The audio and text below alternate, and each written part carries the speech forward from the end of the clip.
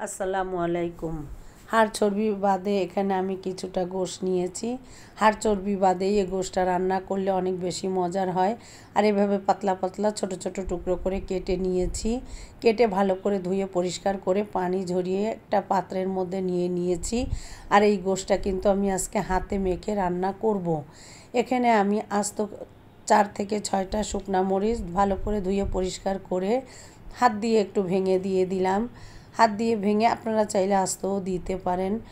এবার দিয়ে এখানে আমি বেশ কিছুটা প্রায় 1 কাপ পরিমাণ পেঁয়াজ কুচি দিয়ে দিলাম।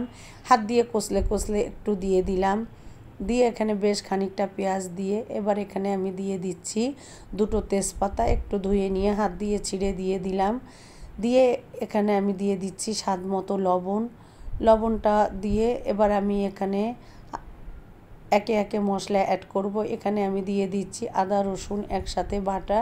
আর আমি আদা রসুনটা কিন্তু একসাথে ব্লেন্ড করে রেখে দেই, সেখান থেকেই দিয়ে দিলাম 2 টেবিল চামচ পরিমাণ আদা রসুন বাটা।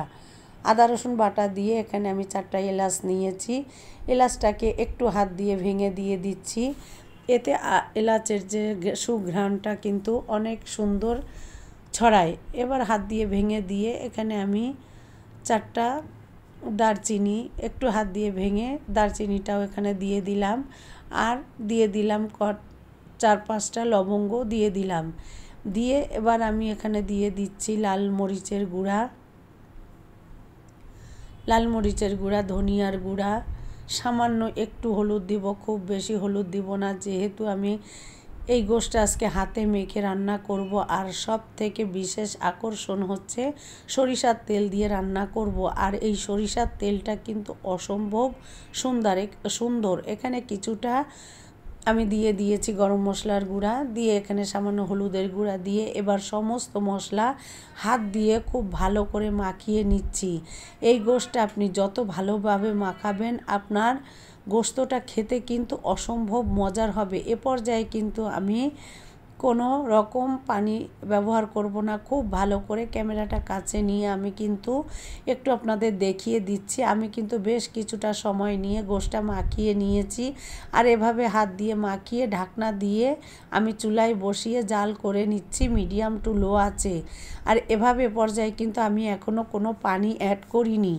এইভাবে হাতে মেখে যদি গোশটা রান্না করা হয়, এটা রুটি, পরোটা, সাদা ভাত, পোলাও, খিচুড়ি যার সাথেই আপনি পরিবেশন করেন না কেন আপনার ফ্যান হয়ে যাবে সবাই। এই গোশটা এতটাই সুস্বাদু ও মজার।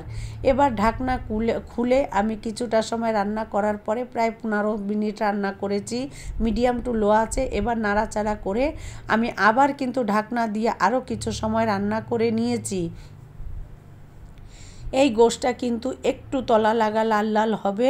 এই পর্যায়ে কিন্তু আমি ভালো করে কষিয়ে নিব। এভাবে ঢাকনা উঠিয়ে কষিয়ে নিয়ে আমি কিন্তু আবার ঢাকনা দিয়ে কিছু সময় জাল করে নিয়েছি। এ পর্যায়ে চুলাটা কিন্তু আমার একদম মিডিয়াম টু লো আঁচে থাকবে। এভাবে আমি ঢাকনা দিয়ে জাল করে নেওয়ার পরে এবার ঢাকনা তুলে আপনারা দেখতেই পাচ্ছেন আমার গোশ থেকে কিন্তু তেল ছেড়ে দিয়েছে। এ পর্যায়ে আমি 1/2 চামচ পরিমাণ পেঁপে বাটা অ্যাড করেছি। এতে গোশটা কিন্তু খুব ঝটপট রান্না হয়ে যাবে আর গোশটা অনেক বেশি সফট হবে। আপনারা দেখতেই পাচ্ছেন আমার প্যানের নিচেটা কিন্তু লাল লাল হয়ে এসেছে। একদম গোশটা মনে হচ্ছে কাবাবের মতো। আর এইভাবে যদি রান্না করা হয় এই গোশটা অনেক বেশি মজার হয়। এভাবে পেঁপে বাটা দিয়ে আমি ভালো করে কষিয়ে নিয়ে এখানে সামান্য একটু পানি আমি দিয়ে দিয়েছি। খুব বেশি পানি দিব না, যেহেতু আমি পেঁপে বাটা ব্যবহার করেছি।